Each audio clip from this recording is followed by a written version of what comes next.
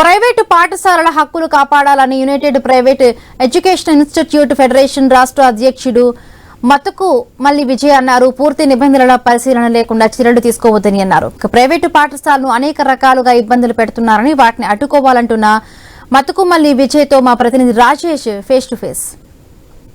Private schools యాజమాన్యం అంతా ఈ రోజు బంద్ పిలుపునిస్తూ నిరసన తెలిపే పరిస్థితి కనపడుతుంది. అయితే ఏవైతే రాష్ట్ర ప్రభుత్వం నుంచి వస్తున్న విద్యార్థులకు సంబంధించి కొంత వ్యతిరేకత ఉంది, దానికి సంబంధించి ఆ కారణంగా ఈరోజు మేము బంద్ చేశామని నిరసన కూడా తెలుపని చెప్పి ఎవరైతే స్కూల్ యాజమాన్యం చెప్పి ప్రస్తుతం వద్ద స్కూల్ యాజమాన్యం వారు అడిగి మరింత సమాచారం అడిగే ప్రయత్నం చేద్దాం. సార్ చెప్పండి, ఈ రోజు ప్రధానంగా స్కూల్ బంద్ చేసి నిరసన తెలపడానికి కారణం ఏంటి? విద్యా హక్కు చట్టం అనేది ఈ రోజున వ్యతిరేకంగా, విద్యా హక్కు చట్టంలో ఉన్నటువంటి ప్రొవిజన్స్కి వ్యతిరేకంగా ఏదైతే అధికారులు ఈ రోజున అమలు చేద్దాం అనే ప్రయత్నం చేస్తున్నారు, అది కూడా బలవంతంగా ప్రైవేట్ యాజమాన్యాలు ఒత్తిడి తీసుకొస్తూ ఈ కార్యక్రమం చేపడుతున్నారు. దానికి నిరసనగా మేము ఈ రోజున పాఠశాలన్నీ కూడా ఈరోజు మూసివేయడం జరిగింది. ప్రధానంగా ఇందులో మనం చూసినట్టయితే గడిచిన 3 సంవత్సరాలు కూడా గైడ్లైన్స్ను రాష్ట్ర ప్రభుత్వం గైడ్లైన్స్ ఫ్రేమ్ చేసి ఆ గైడ్లైన్స్ ప్రకారంగా అడ్మిషన్లు చేశారు. ఆ గైడ్లైన్స్ కూడా కేంద్ర చట్టానికి, అదేవిధంగా కేంద్రం ప్రభుత్వం ఇచ్చినటువంటి ఎస్ఓపి స్టాండర్డ్ ఆపరేటివ్ ప్రొసీజర్ వ్యతిరేకంగా ఉన్నాయని చెప్పి గత 3 సంవత్సరాలు ఇచ్చినట్టు ఎస్ఓపిని గైడ్లైన్స్ మేము ఛాలెంజ్ చేసాం. ఛాలెంజ్ చేస్తే ఆ గైడ్లైన్స్ కొట్టేయడం జరిగింది.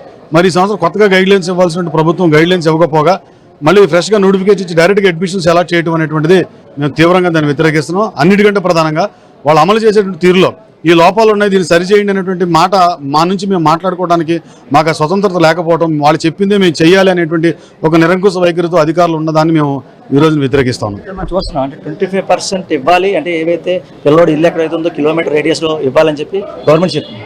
అయితే ఈరోజు దానికి అలా కాకుండా ఎవరైతే అంటే ఒక సాఫ్ట్వేర్ ఎంప్లాయీస్ కూడా ఇచ్చారు, చాలా మందికి ఇచ్చారని మీకు చెప్తుంది, దాని రకం అదే చెప్తున్నాను. మేము ముఖ్యంగా ఇందాక మెయిన్ పాయింట్ అది, అంటే మీరు ఒక స్కూల్కి అలాట్ చేసిన విద్యార్థి క్రెడిబిలిటీ చూడాలి, వాడు నిజంగా ఎలిజిబుల్ క్యాండిడేటే కాదా.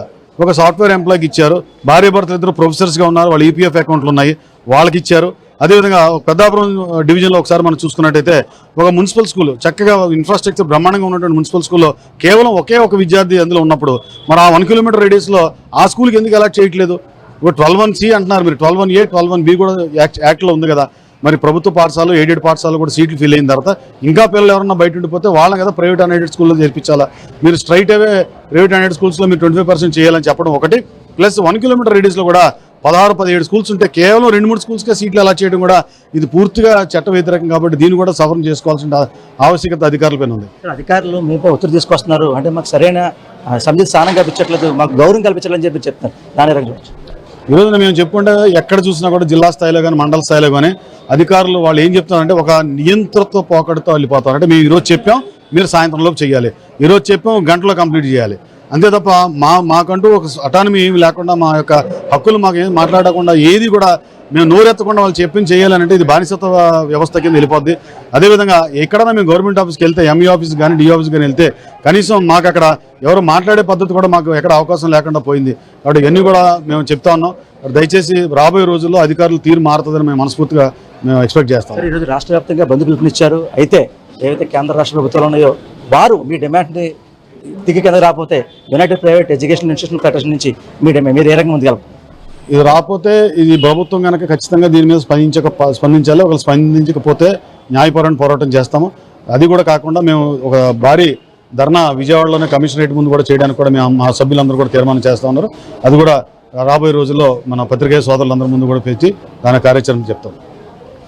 చూసాం కదా ఓవరాల్గా ఏవైతే అంటే యునైటెడ్ ప్రైవేట్ ఎడ్యుకేషన్ ఇన్స్టిట్యూషన్ ఫెడరేషన్కి సంబంధించి ఈరోజు రాష్ట్ర వ్యాప్తంగా ఎవరైతే స్కూల్ యాజమాన్యం ఉందో వారంతా కూడా అంటే ప్రభుత్వం ఇస్తున్న జీవో కాకుండా పక్కదో పట్టిస్తూ అధికారులు మామే ఒత్తిడి తీసుకొస్తున్నారు. ఇలా కాకుండా ఏవైతే రాష్ట్ర ప్రభుత్వం ఇచ్చిన జీవోలు ఏవైతే ఉన్నాయో దాని ప్రకారం వెళ్తే మాకు ఎంతో సమన్వయంగా ఉంటుంది. అంటే ఏవైతే మా డిమాండ్స్ ఉన్నాయో డిమాండ్స్ ఖచ్చితంగా మాకు నెరవేర్చకపోతే కేంద్ర రాష్ట్ర ప్రభుత్వాలు దాని పరంగా అయితే మేము ఖచ్చితంగా ముందుకు వెళ్తామని చెప్పి ఎవరైతే స్కూల్ యాజమాన్యం చెప్పే పరిస్థితి పడుతుంది. ఇదే కూడా తాజా పరిస్థితి.